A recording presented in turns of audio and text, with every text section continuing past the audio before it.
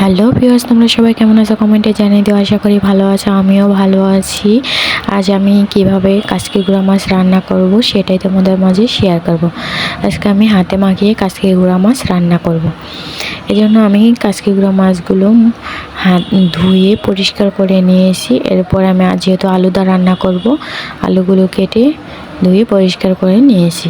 এবার মাছ আলু একসাথে নিয়ে কড়াইতে দিয়ে দিলাম সব আইটেমের মশলার আইটেম হচ্ছে কাঁচামরিচ, পেঁয়াজ, রসুন বাটা, আদা বাটা, জিরা, সরিষার তেল, লবণ সব একসাথে দিয়ে আমি এটাকে ভালো করে মিশিয়ে নিয়েছিলাম। এরপরে আমি পানি দিয়ে দিয়েছি, পানি দিয়ে চুলায় দিয়ে দিয়েছিলাম। দেখতেই পাচ্ছ যে চুলার মধ্যে বলক চলে আসে।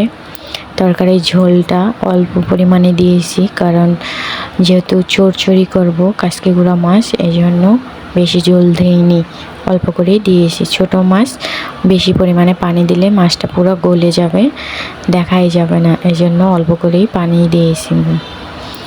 পরে এই যে আমি একটু নেড়ে চেড়ে দিচ্ছি যাতে এপিঠ ওপিঠ ভালো করে মশলার সাথে মিশে, যেন আমি নেড়ে চেড়ে দিলাম।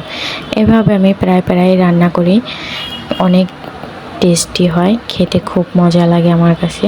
জানি না তোমাদের মাঝে তোমরা কিভাবে খাও, তবে এভাবে ট্রাই করে দেখতে পারো, অবশ্যই কিন্তু ভালো লাগবে। খেয়ে দেখো, এরপর আমাকে কমেন্ট করে পরে জানিও যে কেরম হয়েছিল। আমি এগুলোকে নেড়ে চেড়ে দিলাম।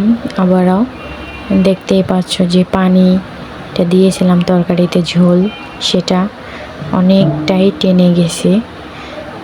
এটাকে আমি একবারে টানিয়ে নেব, কোনো ঝোল রাখবো না, তাহলে মানে এটার ফ্লেভার অন্যরকম আসে আর খেতেও খুব মজা লাগে। আমার মতো কে কে আসো যে গুঁড়া মাছ খেতে পছন্দ করো? আমার সব মাছই ভালো লাগে, তবে গুঁড়া মাছটা একটু বেশি পছন্দ করি অন্যান্য মাছ থেকে, কারণ এটার স্বাদ অন্যরকম। এরপরে আমি যে ধনে পাতা কেটে রেখেছিলাম, ধনে পাতা, সেগুলো আমি মাছে দিয়ে দিলাম। এরপর আমি তরকারিটা নাড়াচাড়া দিয়ে দিচ্ছি যাতে সব একসাথে মিশে যায় তরকারির সাথে, তাহলে ঘ্রাণটা ভালো আসবে।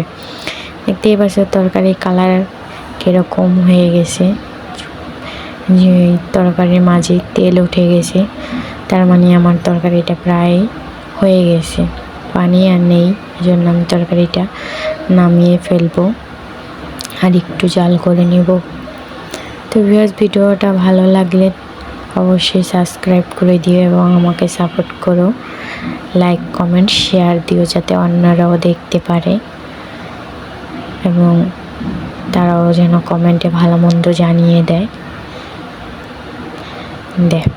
এই তো তরকারির মাঝে দেখতেই পাচ্ছ তেল উঠে গেছে। এখন আমি লাইটের আলো নিয়ে আসছি, ওদিকে একটু অন্ধকার ছিল কারণ আমাদের পাখির ঘরের লাইটটা একটু পেছনের টাইপে হয়ে গেছে এবার, ওই জন্য অন্যরকম কালার আসছিল। এই তো এখন আমি আলোর ভিতর নিয়ে নিয়েছি, দেখতেই পাচ্ছি ওদের কি সুন্দর কালার হয়ে গেছে, সুন্দর একটা ফ্লেভার আসছে।